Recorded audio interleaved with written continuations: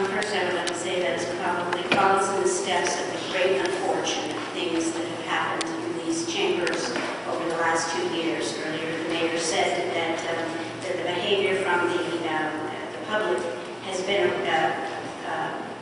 unwarranted, and I think that we can see that ignoring the people is tantamount to bringing dissatisfaction with the way our government is run.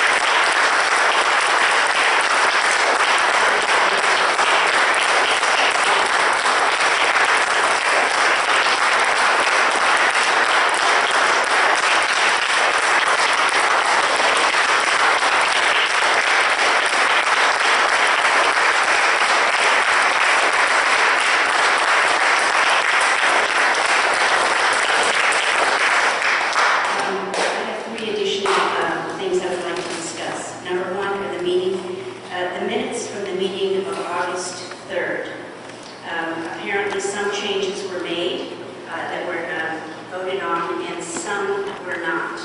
So I bothered to actually, here they are. I bothered to actually print the minutes, and in the September 8th minutes, Councilmember Crow requested the minutes be amended. This is the August 3rd minutes, to include the following comment made by Councilmember Kraft. The woman who got up and spoke was convicted of assaulting my wife. The case is being appealed. It was seconded by myself, Councilmember Carr. And that was unanimously approved. However, when I looked at the minutes, I discovered that Ms. Plum, while making the changes that we voted upon, the changes I suggested, were included in the minutes. That specific change on which the council voted unanimously to approve was left out of the minutes. Ms. Plum, will you please alter the minutes to reflect the vote that we took on September 8th and include, under council comments, under the first paragraph, Councilmember Carr asked the 50 emails she received from residents be included, the statement that Councilmember Crow requested and that the council approved unanimously, the following comment by Councilmember Kraft, and I quote, "The woman who got up and spoke was convicted of assaulting my wife. The case is being appealed."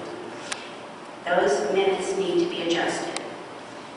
The second thing that I would like to talk about is, very briefly, is I am concerned about the solid waste department and the solid waste fund. As it's been mentioned several times, it's a $3 million fund.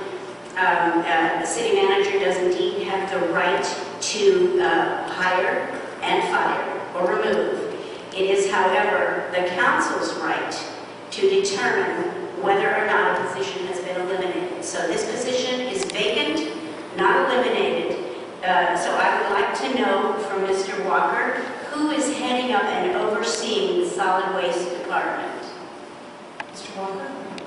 I'm not mayor for the Councilmember Carr. We did a recent reorganization of the Parks Department. And we amalgamated that division under the Director of Public Works. Okay, so Mr. Alpazlin is heading up and overseeing the solid waste department, is that correct? He is the department and he's responsible for management. Is there someone under him who is directly responsible for the solid waste department? Yes, Tom, what's his last name? Yeah, Tom Russell. And he's the equivalent position, and we did a consolidation there. He's in charge of the vehicular operation as well for the city. okay, and I'm assuming then that you have found his credentials to be adequate to, since you have consolidated that and made him the head of a $3 million fund and the solid waste department. Is that correct? Thank you very much. Okay, the third item I would like to talk about is the elevator. As I watch people struggle to go up the stairs, this is the second time in about a month or a month and a half, I have another proposal, one that we'd like to think about. We've been agonizing a bit about what to do with those two buildings, the old library and the annex. The old library has an absolutely beautiful hall in which to have a council chamber. And downstairs, they have a stage and an assembly hall in which the courts could be held. It would be easy, it's easy to access both of those. We wouldn't have to walk 5 flights of stairs. It's food for thought. I don't think that we can continue long-term with an elevator that is sometimes operating, sometimes not operating, and evidently you wonderful people decided to climb the stairs. It was that important to get here, and I can't thank you enough, because I think it's important too. So I'd like the staff and I'd like the other members of council to consider that there is a very good use for that old library. I was inside of that library a few months ago. I must tell you, it's quite, the bones are there. It's quite a nice building. It would make a wonderful building for council chambers and for the municipal court.